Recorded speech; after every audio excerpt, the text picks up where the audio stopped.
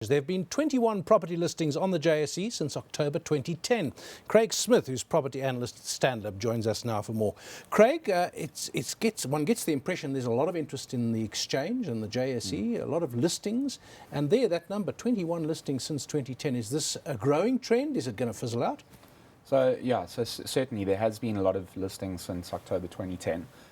Even in the last year to date, we've seen a number of listings as well, which has caught probably most market analysts by surprise, given what's happening at the macro level. But I think what's important to note is investors are becoming more discerning, and it's important to have products that are differentiated, and that still gets investors excited, provided it's the right type of. You say analysts were surprised. Having got over their surprise, what's the explanation? I think what we've seen year to date, we've seen some interesting new listings. So Equitas is a new listing that's coming to market, I think, this week. They've raised about 650 million rands worth of new capital, and that was heavily oversubscribed. And what they're focusing on is the industrial sector, particularly logistics, warehousing. And that sector is actually still holding up quite nicely. Vacancies are low, and we still like that exposure. So we're finding that guys to support new listings, it really has to be differentiated and products that are have good long-term growth prospects. So on the one hand, you've got differentiation, niches. On the other hand, there's consolidation. There's some very big companies now which are getting bigger. Yeah, true. So I mean, the likes of Growth Point, Redefine, they're all involved in corporate action, and I think that's really a function. It's probably a few things. It's really to also look at reducing one's cost of capital. So the larger funds are generally able to raise equity and debt at cheaper levels. So it certainly helps them from that perspective. And secondly, also finding that opportunities in the physical property space are also starting to become fewer and fewer. So you're finding that the likes of Growth Point, Redefine are having to turn to other listed counters to actually get quality exposure. Okay. Earlier on this morning, Safs and Narina were our market watchers, and now Mike Keenan from Absa Capital, we were talking. I mean, the economic picture is not good. Each way you turn, there's another number that says things aren't good, the strike and other issues, and a sense of malaise and a huge cabinet that's been appointed, and one wonders if they're going to be able to get a grip on economic aspects of what's going on. Where does property sit with this? Should we be cheerful about the property sector? So, I mean, our outlook is obviously not very bullish on the listed property space. I think there are macro headwinds. Last week you had S&P downgrading SA's credit rating to just one level above investment grade. You had Fitch as well putting us on a negative outlook. So that means that the next step is probably a downgrade as well to just one notch above investment grade. So, and given property's linkage to the bond markets and specifically the long end of the curve, it obviously isn't great for property from that point of view in the short term. So property does, obviously rely on what happens in the capital markets. But having said that, we still are finding that the actual physical property fundamentals aren't terrible. They're still holding up.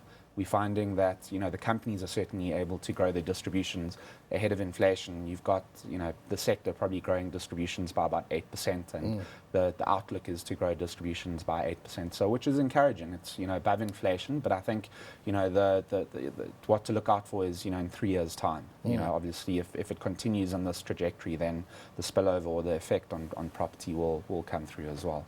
Well, they talk about low growth, or not negative growth, but low growth.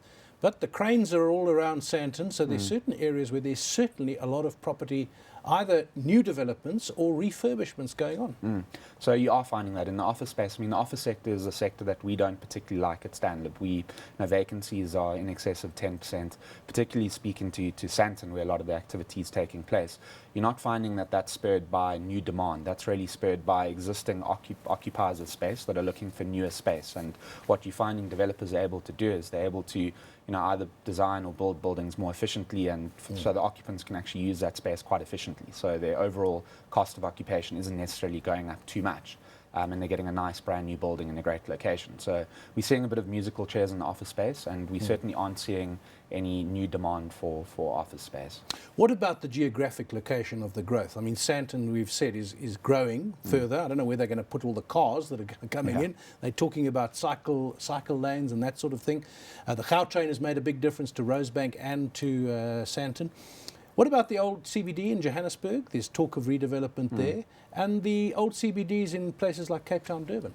So I think CBD in Johannesburg, there's a lot of vacancies in specifically Joburg CBD. So from an office perspective, it still probably has a long way to go. What's to the really percentage roughly there? My 20, last 30? number probably 20%, which is high. I mean, Sandton New sitting probably at about 10% now, given all the new supply that's come on stream. But in the CBD, you probably you've got buildings which have got low parking ratios, and that's really a big barrier to big corporates actually looking to move into the CBD. And for an office tenant, even though public transport is improving, you still need adequate parking ratios. And a lot of the buildings in the CBD can't really accommodate, to compete with the likes of Sandton and even what's going to happen in Waterfall Estates as well with the TAC, what they're doing there. Yep.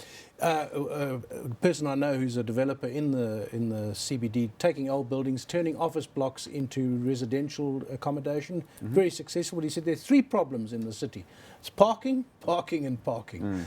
That's the issue. And I wonder if we're just going to choke our cities in the end. What about Cape Town? Cape Town's rather different because of the sea and the mountains. So their CBD has behaved very differently to Johannesburg's. It has. I mean, the Cape Town CBD is still fairly, it's still well supported by office users. You have also found over the last couple of years there has been a bit of a migration away to Century City. That node has taken off quite well, and 3-4 years ago, Century City, the vacancies were actually quite high, but what you found is that they've really absorbed a lot of those vacancies, and it's quite a thriving office node. But specifically in Cape Town CBD, that foreshore area is very strong, and we are seeing some activity there as well. Just one more question on Durban. I was there a couple of weeks ago, and the centre of gravity has shifted so far to the north with the new airport, of course. All that land that's being sold by Tongaat Hewlett, the development is unbelievable. Does it leave the old centre of Durban way behind and never to recover?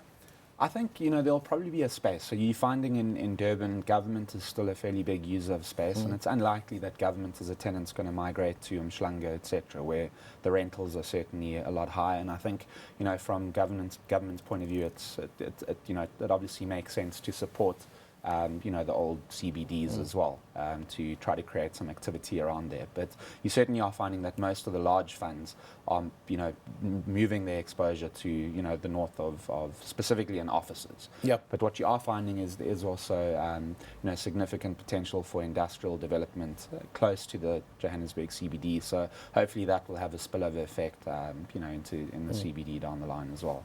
Fascinating stuff. Thanks to Craig Smith. He's property analyst at Stanlib.